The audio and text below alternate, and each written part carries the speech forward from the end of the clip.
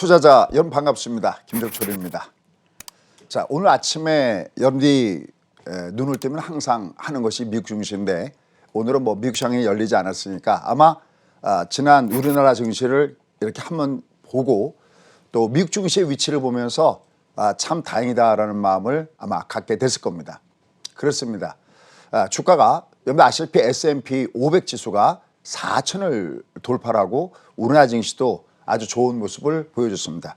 자, 일단 먼저 지난주에 우리나라 증시가 어떻게 움직이는지 잠깐 한번 보도록 하겠습니다. 지난주에 주시장의 모습을 보면은 3천선 아래에서 어떻게 보면은 투자자들의 마음을 다소 좀 부담스럽게 만들었었는데 여기를 강하게 뚫고 올라가면서 3,100선에 나타났습니다. 주가 위치를 보시면 아시겠지만 상당히 양호한 패턴의 모습을 보여주고 있습니다. 일단은 주가가 80포인트 정도가 한 주 동안 상승을 줬습니다.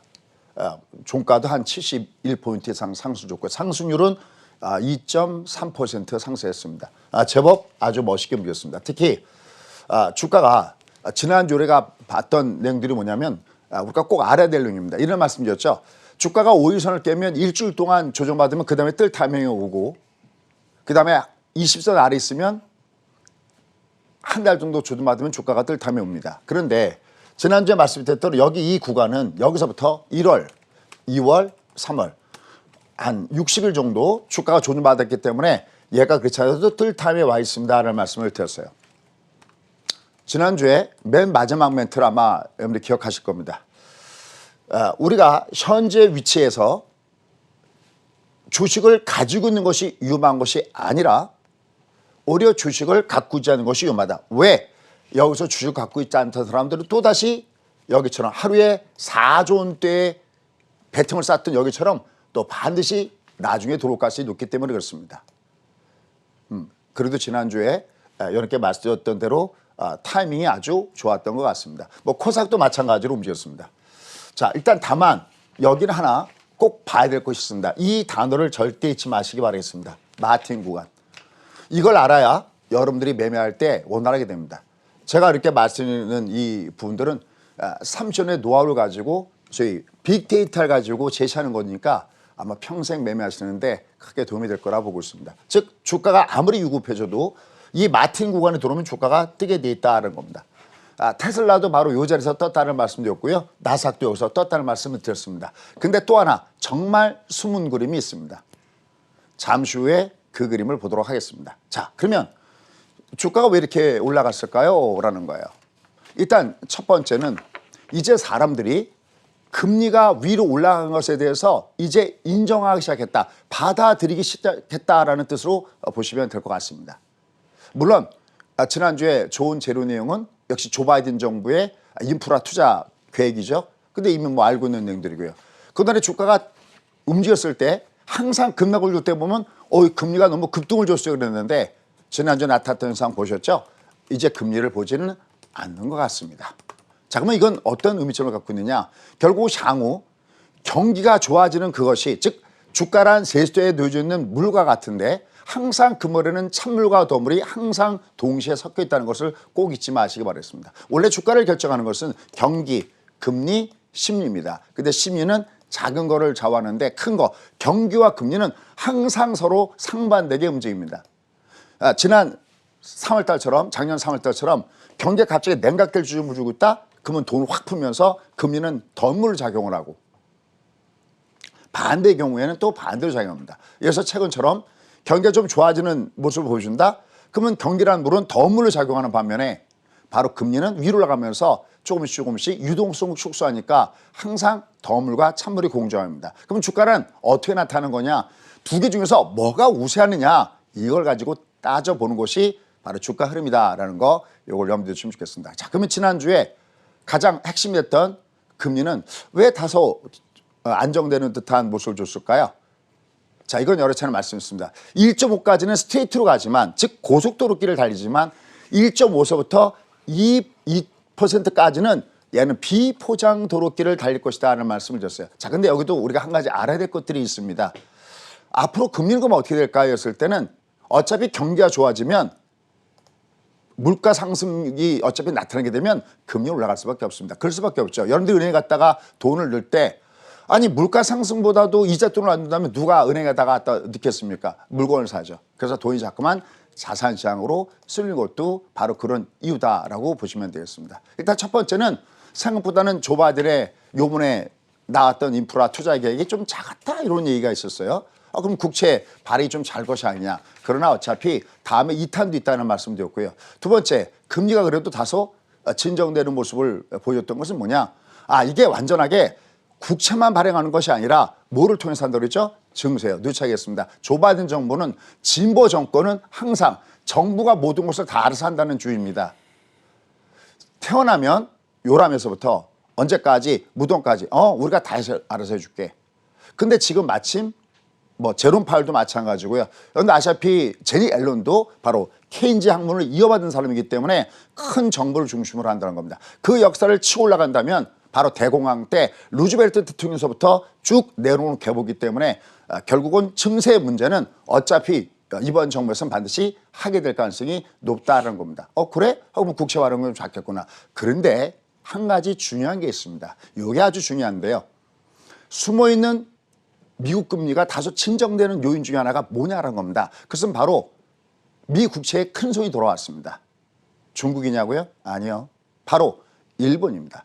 일본 금융기관들이 3월 말에 결산을 끝내면서 다시 국채 매입을 하기 시작했다는 것이 바로 중요한 부분입니다. 국채 매입할 수밖에 없겠죠. 왜냐하면 일본의 국채에 비해서 미국 국채 지금 수익률이 몇 배나 됩니까? 10배가 넘어갑니다. 그러니까 뭐 미국에 대한 충성이 아니다 하더라도 일본의 금융기관들은 어차피 미국채를 사줄 수밖에 없기 때문에 다소 미 국채 가격이 위로 올라가고 수익률은 다소 내려갔죠. 하지만 결국 앞서 설명드렸던 대로 경기가 좋아지면 어차피 금리는 올라간다라고 보시면 됩니다. 다만 문제는 속도가 얼마나 완만하게 올라가느냐 이게 키포인트라는 거죠. 근데 그런 면이 아주 지난주에 좋게 작용하면서 주가가 위로 올라갔습니다. 지난주에 좋았던 것 같습니다. 주식을 가지고 있는 것이 위험한 게 아니라 주식을 안 갖고 있는 것이 위험하다라는 말씀을 드렸어요. 자, 그러면 좀 더 팩트 체크를 들어가도록 하겠습니다. 그리고 오늘 아주 굉장히 중요한 타이틀이 있습니다. 정말 중요한 타이틀입니다. 타이틀 잠깐만 찍고 넘어갈까요? 이번에 폭락장은 중국부터 온다. 참 모처럼 만에 등장하고 있습니다. 중국 얘기가. 그런데 바로 이번에 폭락장은 중국부터 온다. 자, 이미 말씀드렸죠. 바로 지난주에 타이틀이 그거였죠. 2020년대 바닥점이 바로 3월 달이 최고의 찬스였다면 바로 올해 2021년도는 바로 지난주부터가 가장 좋은 찬스다. 이제 일주일 그걸 보여줬습니다. 자, 그러면 이게 왜 보여줬는지 그 뒷배경을 알아야 되겠죠. 자, 그러면서 지난주 이런 말씀드렸어요. 아무리 우리가 주가가 상승하고 싶어도 가장 먼저 전제요건이 있다. 어디가 상승해야 된다? 미국이요. 그래서 4,000포인트 넘어갔죠. 그럼 얘들은 왜 4,000포인트 넘어갔을까 하는 겁니다. 지난주에 바로 요걸 보여드렸습니다. 미국의 올해 경제 성장률 연준에서 6.5%를 보고 있고 골드만삭스는 무려 8%를 보고 있다. 그러면서 이런 말씀드렸죠. SEPY 외국지 싫습니다. 스파이 꼭 해라. 정말 꼭 하셔야 됩니다. 이것 때문에 아마 아침에도 저희 새벽을 뚫고 방송을 보시는 저희 찐팬분들 계시거든요. 감사하다는 얘기 참 많이 들었습니다. 저희 수강생들은 필수적으로 이게 마치 면허증처럼 갖고 있는 것이 스파입니다. 3x 있습니다. SPXL. 미국의 ETF 상품에 앞이나 뒤에 L자나 U자가 붙은 것은 3x입니다. 신고가 뚫었다? 이거 무조건 수익인 거죠. 그렇죠? 국내 주식시장에서는 바로 레버리지를 관심을 갖고 보셔야 되겠고 그냥 대표적으로 삼성전자 같은 걸 갖고 오시면 좋다고 했습니다. 특히 고정적으로 돈이 들어온다면 돈이 들어올 때마다 삼성전자 줍줍 하시면 딱 좋다라는 말씀을 드렸어요. 다만 신규로 사겠다는 분들은 삼성전자보다는 삼성전자 우선주가 좋습니다. 왜요? 배당이 더 많으니까요. 100원이 배당이 아니라 수량을 더 많이 들어가니까요. 자, 그럼 이건 지난주에 보여드렸던 거고요. 이번 주에 아주 중요한 게 하나 있습니다. 준비되셨죠? 이겁니다. 바로 빅스죠. 자, 빅스에는 두 가지가 되었습니다. 빅스 Y가 있고요. 이건 쇼텀입니다. 짧은 단기적입니다. 우리가 작년에 3월 달에 19일 날 주가가 고점을 찍었을 때 바로 이걸 판단하는 지표가 바로 이것이었죠. 이렇게 장대목 확 쳐져 있는 거예요. 근데 장대목이 확 나와 있는데 여기 보시죠. 장대목이 확 이렇게 나와 있는데 앞에 양보 이렇게 감싸고 있죠. 이걸 음포선 혹은 하락장악형이라고 합니다. 칼처럼 역V자로 내려갔죠. 바로 이때가 주가의 바닥점이었습니다. 얘는 계속 내려가고 있습니다.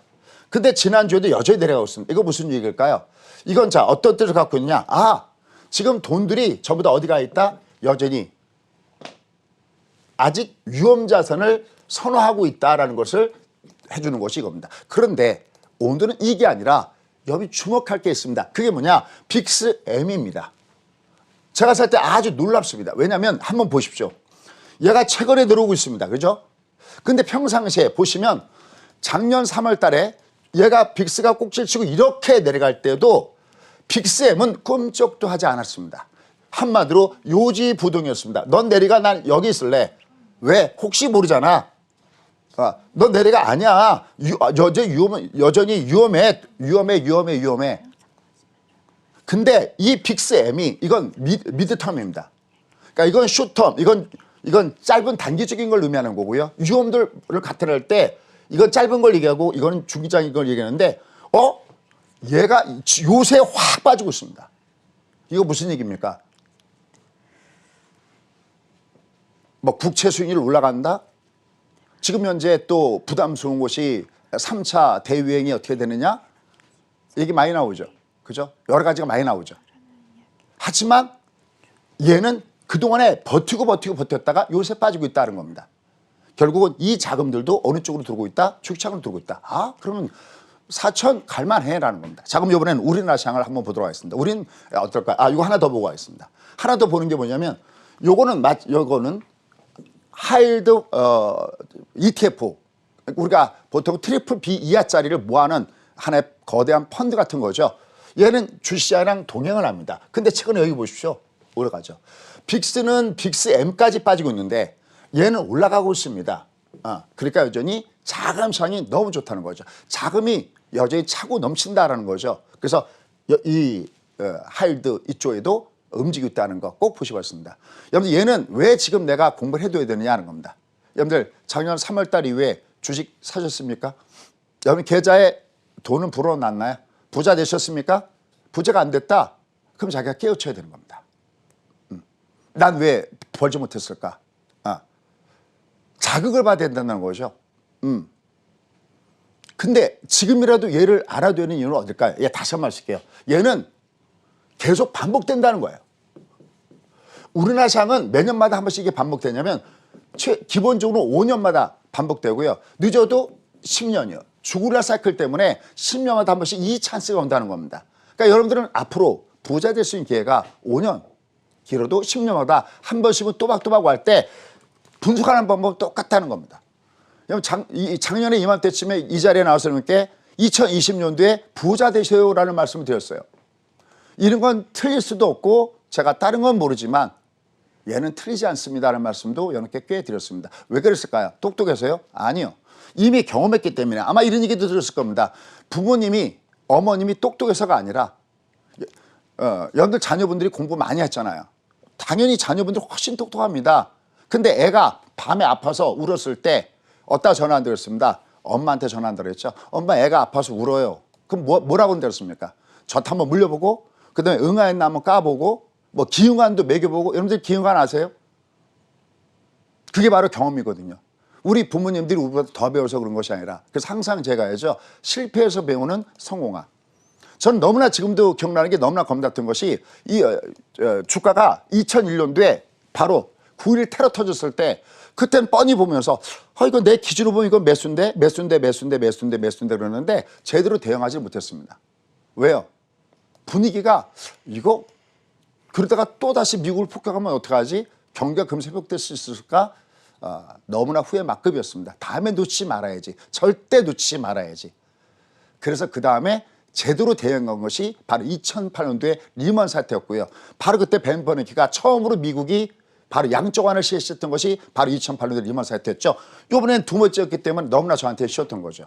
그런데 말이죠. 여러분들도 할 수 있다는 겁니다. 왜요? 실패해서 배우는 성공학이에요. 요건 꼭 보십시오. 빅스Y, 빅스M, HYG 요걸 꼭 보시기 바라겠습니다. 다음에 더 부자 될 수 있습니다. 이번에 부자 되셨다고요? 다음에 더 부자 될 수 있습니다. 좋은 일도 많이 하시기 바라겠습니다. 자, 그러면 보도록 하겠습니다. 요 그림, 지난주에 보여드렸던 그림이죠. 이 트렌드를 봐달라라는 말씀을 드렸어요. 우리 국내에서 보는 것보다 해외에서 보는 우리나라의 경제 성장률이 더욱더 좋다 그랬습니다. 자, 그런데 새로운 데이터가 있어서 업그레이드 시켜놨습니다. 자, 바로 뭐냐? 바로 이겁니다. 지난번에 제가 2월 달에 수출 동향을 보여드렸죠. 3월 달에 수출 동향 보셨죠? 여기 보시면 수출이 늘고 뭐 여기 보시면 전부 다 플러스 그래서 지금 보면 11개월 연속 무역 수지가 흑자가 나고 있다 해서 좋은 얘기가 나오고 있습니다. 어떤 말씀 드리고 싶으냐? 일단 우리가 앞으로도 주가가 상승하려면 어디가 멀쩡해야 되냐? 일단 미국이 멀쩡해야 된다고 했습니다. 근데 미국은 아까 보셨죠? 돈들도 풍성하고 그렇죠?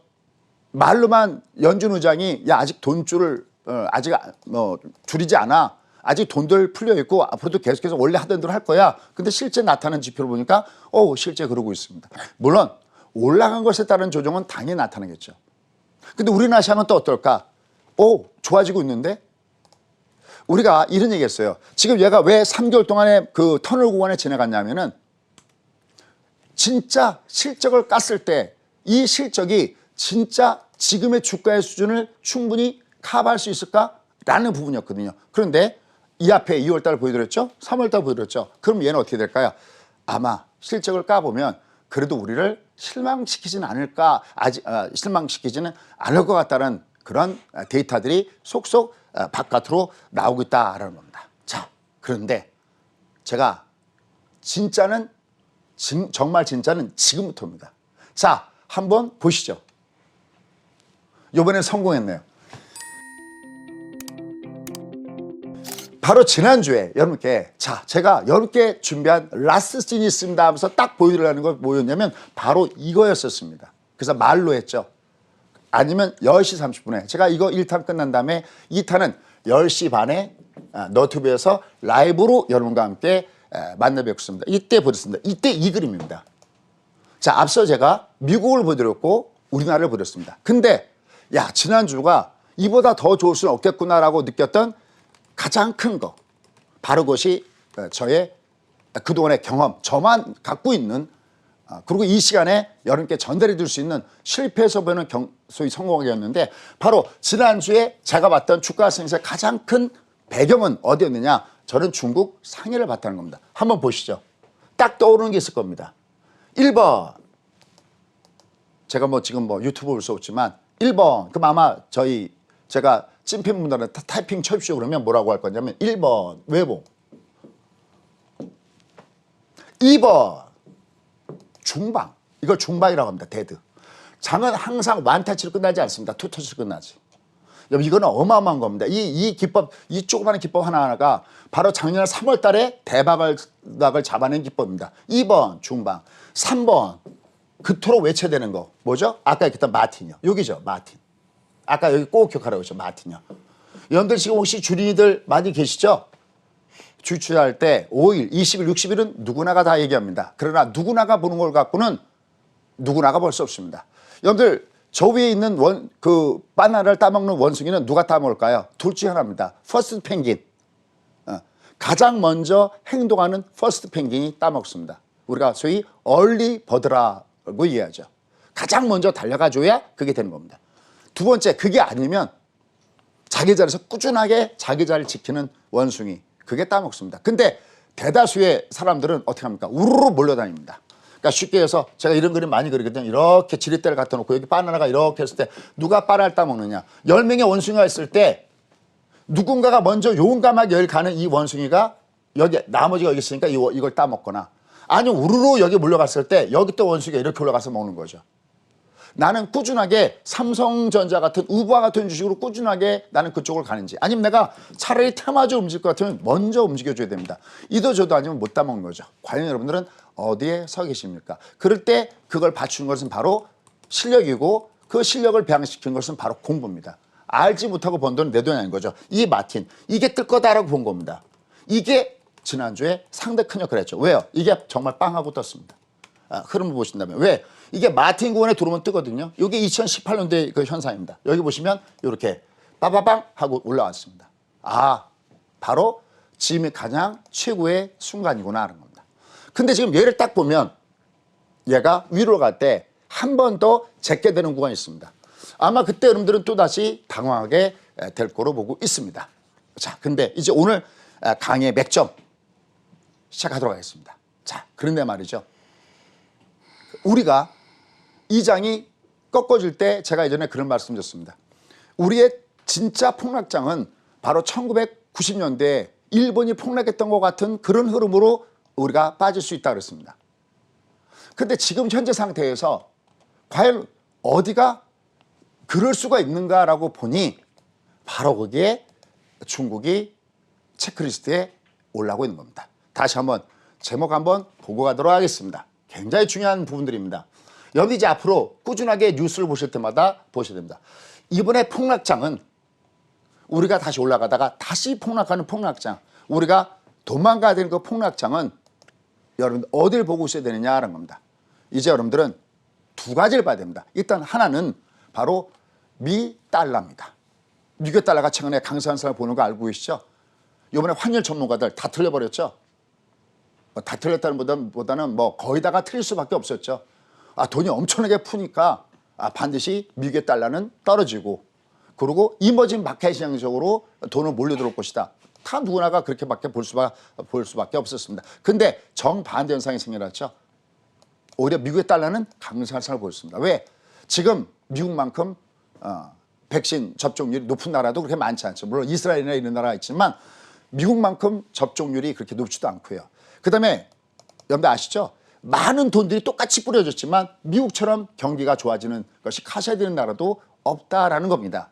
그러니까 미 달러가 그렇게 강하게 올라갔습니다. 생각보다 굉장히 강합니다. 자, 근데 여기서 한꺼번에 두 개를 다루긴 조금 어렵고요. 그것은 제가 시간 되면 좀 이따 10시 반에 미 달러를 한번 달려보도록 할 거예요. 오늘은 또 하나의 위험 구간이 뭐냐? 바로 아킬레스건이 바로 중국이라는 겁니다.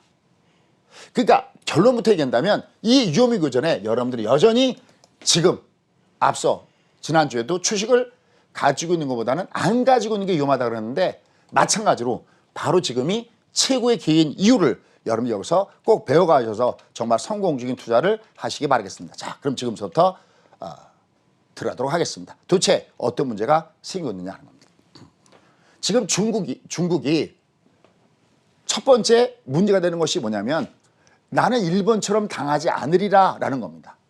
자, 미국이 엄청나게 돈 풀기 하고 있습니다. 여러분들 돈을 풀면 어떻게 될까요? 일단 미국이 어마어마하게 돈을 풀면 이 돈은 분명히 해외로 빠져나갑니다. 특히 일단은 처음에 이머징 마켓 쪽으로 일단 가겠죠. 다시 들어간다 하더라도요. 그런데 말이죠. 여러분들 이머징 마켓 쪽이라고 해서 아무 때나 들어가는 게 아니겠죠. 여러분들이 하면 돈을 어디다 갖다 넣겠습니까? 그죠? 바로 중국에다 갖다 넣겠죠. 중국에 쏠림 현상이 생겼었습니다. 왜냐하면 중국은 금리가 높잖아요. 미국하고는 비교가 안 되고 금리가 높고, 그다음 위안화가 절상되는 문제가 있기 때문에 이걸 보기 위해서는 물은 높은 데서 낮은 데로 흐르고 돈은 이율이 낮은 데서부터 높은 데로 흐르듯이 많은 돈들이 중국으로 갑니다. 그러니까 중국은 어마어마하게 유동성이 증가합니다. 그런데 이런 게 있습니다.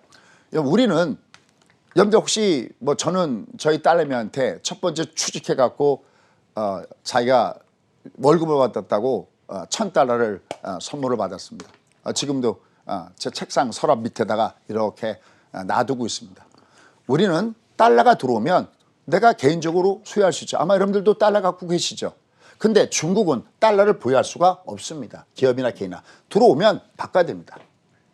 개인적으로 유한화로 바꿔갖고 있어야 된다는 겁니다. 자, 근데 중요한 거 있습니다. 그럼 어떻게 될까요? 달러가 외부에서 달러가 들어왔을 때 그거 전부 다 중국 돈으로 다 바꿨다. 그러면 돈이 막 차고 넘쳐 오르겠죠. 우리도 지금 마찬가지죠. 차고 넘쳐오면 어떻게 될까요? 이렇게 붕붕 뛰겠죠. 뭐가요? 자산 가치요. 돈 가치가 내려가면 항상 시소로 향수로 뜨는 게 바로 자산 가치입니다. 선생님, 중국은 별로 주가는 안 올라간 것 같은데요. 지금 중국에서 가장 아킬레스건이 뭘까요? 기업의 부채 문제가 지금 엄청납니다. 무려 4조가 지금 4월 달에 돌아오고요. 봐준 거거든요. 작년에 잘못하면 터질 만한 것을 봐준 것들이 돌아오고요. 가장 큰 문제가 어디냐? 바로 부동산 문제에 몰려있다는 겁니다. 그러면 지난번에 그런 얘기했죠. 여러분 양털깎기 다시 한번 인식해요. 양털깎기라는 게 뭐냐면 어마어마하게 많은 유동성이 막 몰려들으면 너나 나나 할 것 없이 다들 돈을 빌려갖고 전부 다 투자를 합니다. 그럼 막 올라가죠. 올라갈 땐 좋습니다. 금리도 싸고 뭐 내는데 아무 지장도 없고요. 그런데 어떻게 될까요? 이게 붕붕붕 떠갔는데 만약에 은행에서 금리를 올리는 순간 그리고 여기서부터 이익이 나오지 않는 순간 어떻게 될까요? 폭락하겠죠. 그죠? 폭락하겠죠. 폭락하면 어떻게 될까요? 막 헐값에 갖다가 때리 팔아야 되는 거잖아요. 그게 바로 양털깎이거든요. 그러니까 중국은 지금 그것을 당하지 않으려고 합니다. 그래서 우리가 여러분들 기억나시죠? 연초에 설 전에 중국이 뭐 돈을 뺀다, 유동성을 축소한다 그래가지고서 시장에서 한 뉴스가 된 적이 있었잖아요. 그러다가 잠깐 동안 다시 또 설 연휴 때 필요하면 돈을 풀었다가. 그러니까 지금 중국은 어떻게 하고 있냐면 이걸 당하지 않으려고 하는 겁니다. 그러니까 돈을 줬다 뺐다 시장에다가 줬다 뺐다 합니다. 그런데 한계가 있죠. 왜? 너무나 많은 돈들이 들어오고 자산이 버블하면서 물가가 급등하게 됐을 테니까 어떻게 됐습니까? 그래서 중국이 드디어 처음으로 기상천외하다고 할 수는 없는데 저희가 중국을 바라봤을 때는 야 중국이 저렇게 변할 수 있어 하듯이 중국이 드디어 시듬카드를 꺼냈습니다. 뭐냐? 자금의 외부 유출이 필요하다는 것을 드디어 인정했습니다. 드디어 그래서 이게 나왔습니다. 어마어마하게 부동산에 자금이 몰리고 양털깎이에 자금에 당할 가수 없겠고 그러면 어떻게 하느냐? 여기 일본이 위험해도 일본이 위험하지 않은 게 왜 그러죠? 해외에 많은 자산들이 투자가 돼 있죠. 그래서 위급 시에는 그걸 팔아서 일본으로 들어오기 때문에 일본은 그렇게 부채 비율이 높아도 국민들이 갖고 있고 해외 자산 때문에 괜찮다잖아요. 지금 중국을 보면 약간 그런 트렌드로 가는 것 같습니다. 그걸 꼭 알고 하셔야 된다는 거죠. 그래서 우리가 봐야 되는 것이 뭐냐면 이겁니다. 나중에 기사를 한번 찾아보시고요. 저는 헤드 타이틀만 가지고 와드렸습니다. 중국이 처음으로 해외 주식 투자를 허용한 것을 검토하고 있다. 요거 사우스 차이나 모닝포스트에 나왔던 기사니까 한번 찾아보시면 되겠습니다. 투자 한도를 최대 5만 달러, 우리나라 돈으로 보면 한 5천만 원 정도 선두로 해서 가능하게끔 한다. 이게 들어오는 걸 감당할 수 없다는 겁니다. 이게 차고 넘치고 흐르면 나중에 빵 하고 터졌을 때 감당할 수 없다라는 게 되는 겁니다. 그래서 지금 양턱깎이를 면하기 위해서 이렇게 하고 있습니다. 근데 이거는 계속해서 우리가 지켜봐야 됩니다. 자, 그런데 지금 시간이 많이 지났잖아요. 그럼 마무리해야 되잖아요. 근데 어떻게 하죠? 지금 사실은 제가 강연하는 골자는 지금부터인데 어떻게 할까요? 5분대로 한번 스피드하게 나가보셨습니다. 근데 제가 어제는 딴 때보다도 아직까지 둔해서 그런지 능력 없어서 그런지 딴 때 보통 새벽 2시면 끝나는데 어제는 정말 3시 반까지 뒤지고 찾다 보니까 3시 반까지 했습니다. 뭐가 나를 3시 반까지 잡아맸느냐 이겁니다. 여러분들은 별로 관심이 없을 겁니다. 저도 사실은 뭐 TV 드라마를 보는 건 아니니까 최근에 얘기가 나왔던 그 TV 드라마 그 얘기 나올 때 이게 처음에 뭐지 그러고 나중에 찾아봤는데 지금 이게 제가 생각할 때는 가장 태풍의 눈입니다. 여러분들 이렇게 생각하시면 됩니다. 앞으로 가장 시장에서 위험한 것이 뭐냐 그럴 때는 우리가 인플레이션이다. 그다음에 금리 올라가는 거다 그러는데요. 또 하나 세상이 어느새 잊고 있는 게 있습니다. 트럼프가 대통령에 당선되지 않으면서 조 바이든이 당선되면서 하나 잊고 있는 게 뭐냐. 바로 미국과 중국 간에 드디어 2차전이 시작됐다는 겁니다. 여러분들 우리가 조 바이든 보면 중국하고 굉장히 친하고 유하게 지낼 것 같죠. 이 안의 내용을 보면 어마어마합니다. 여러분들 이번에 알래스카에서 중국이 사상 초유의 일이죠. 그렇게 어떻게 보면 중국이 TV에서 보면 미국하고 맞짱뜨시 나오는 모습 아마 처음 보셨을 겁니다. 그런데 그럴 수밖에 없습니다. 왜? 드디어 미국이 어딜 강타했냐? 중국의 심장부를 강타했습니다. 아킬레스건을 건드렸습니다. 그게 어디냐? 바로 신정적의 위구르 여기에 대한 여기를 갖다가 굉장히 건드렸다는 겁니다. 자, 근데 중국은 아시다시피 한족을 제외놓고는 전부 다 소수 민족이죠. 뭐 우리 조선족도 있고요. 근데 바로 이 신장 위구르 이게 굉장히 문제가 됐습니다. 왜냐하면 중국의 땅덩어리 보면 이 전부 다 경계를 둘러싸고 있는 여긴 전부 다 소수 민족들이 둘러싸고 있거든요. 여긴 뚝과 같습니다. 어디 한 군데가 만약에 뚝이 터져버리면 걷잡을 수 없을 정도로 터져버립니다.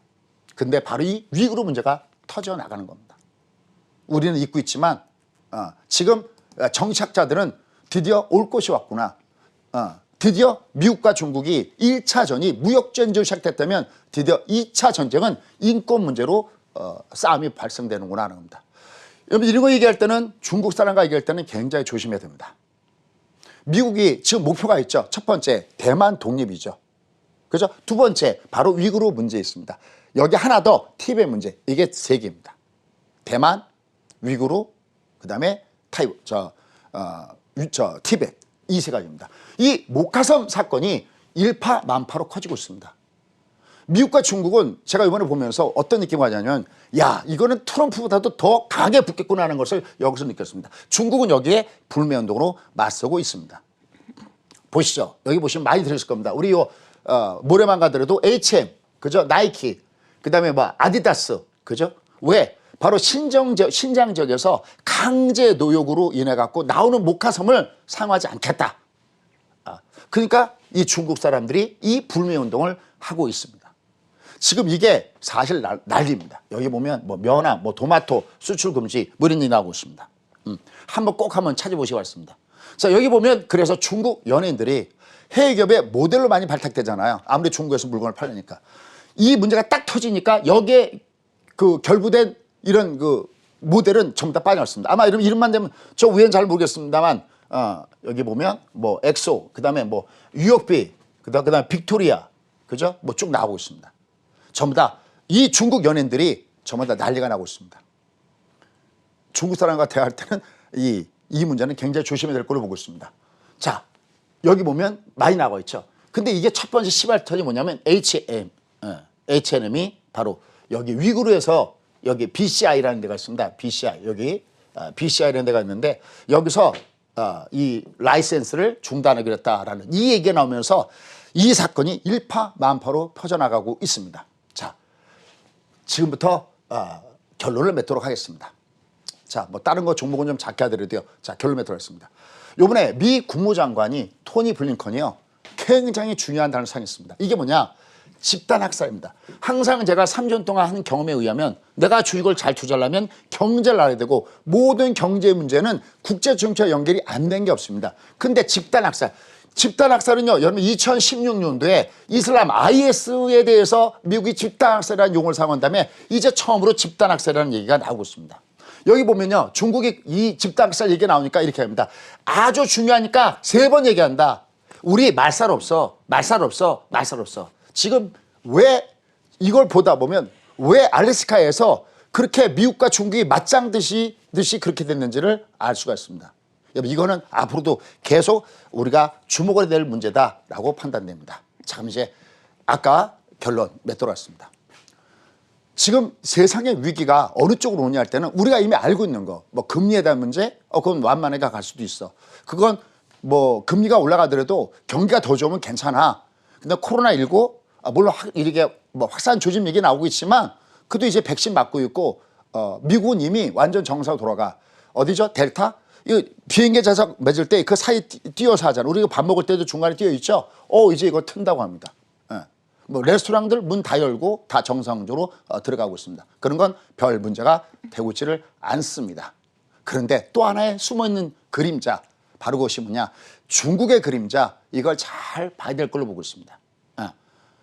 그러면 아까 제가 그 위구르 문제 얘기했는데 사실 여기는 또 하나의 큰 문제가 하나가 놓여졌습니다. 지금 타이틀만 가고 있습니다. 미국은 구소련, 아까 그 문제를 했을 때 구소련을 해체할 때 어떻게 해체하는지 알고 계시죠?